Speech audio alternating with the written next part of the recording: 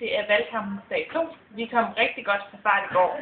Det var simpelthen så pissefedt, og vi fik hængt vores 1000 plakater op i løbet af no time. Det var mega fedt. Hver morgen der vil vi lave en kort video om dagens program.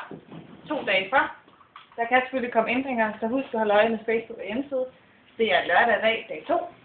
Vi har startet med noget morgenmad. Der er Marselis løb nede ved Tangkrogen. Der går vi ned med vores Day 1 skilte og flyers.